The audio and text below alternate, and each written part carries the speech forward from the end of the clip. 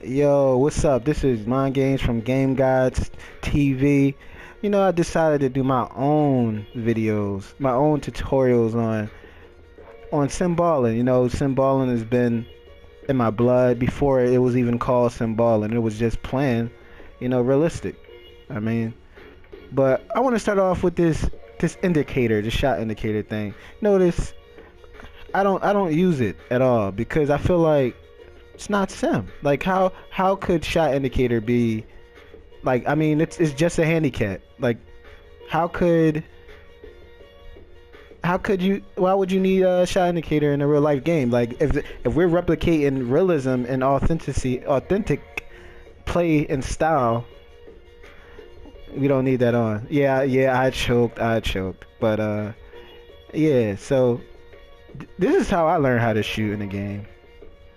Like based on the player's release, I learned how to shoot based on where the ball goes. Like that, I'm not sure if that was perfect release or not, but it went in. Now watch what happens when I hold the ball too much. It falls short. So when you release late, the ball always goes short of the rim. Either it hits the front or it totally misses the rim. Now I'm gonna give you another example right now. See, front of the rim. Now another way is when you release too early. The ball hits the back of the rim. Like, so I mean that's actually just how I learned how to shoot with anybody. Like for instance, I'm using the Greek Freak right now, and his release is going to be different from let's say a Brandon Knight.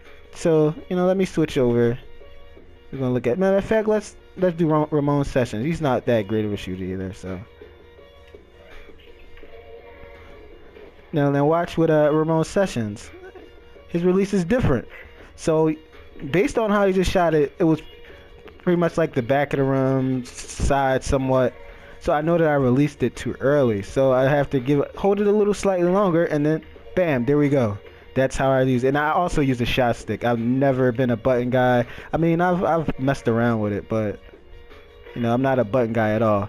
Also, this is going to look easier right now because I'm not playing against anybody.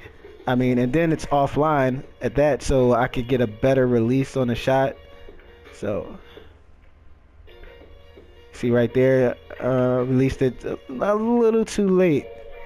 He's not much of a three-point shooter, which I'm surprised he actually can hit it now because in previous games he couldn't hit it at all. Let me hit one more. I can't get done until I hit one more shot, and it has to be a three.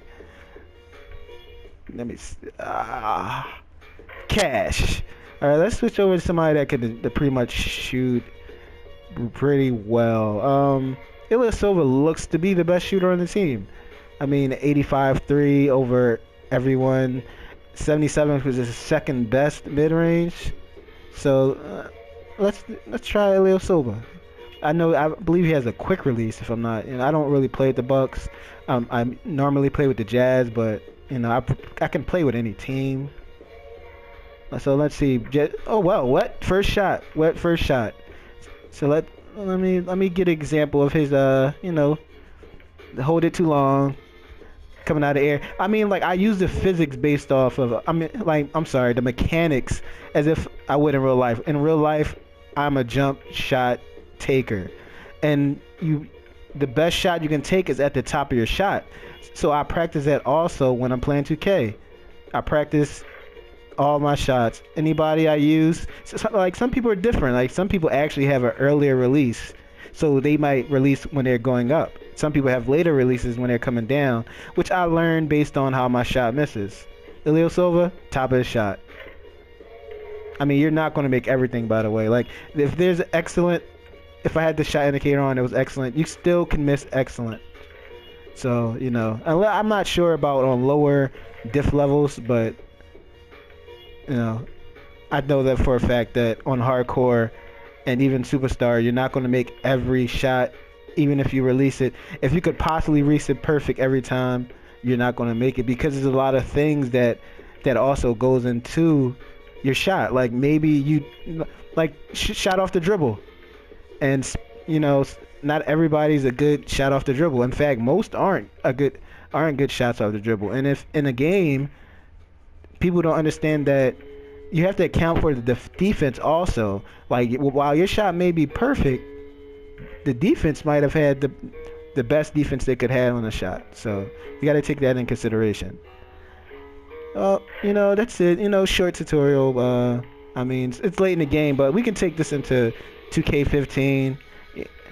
See, just get our games up. Cause let's not let these handicaps keep us down and in a certain frame. Cause like I know people that can't play without they feel like they can't play without the shot indicator, which is bogus.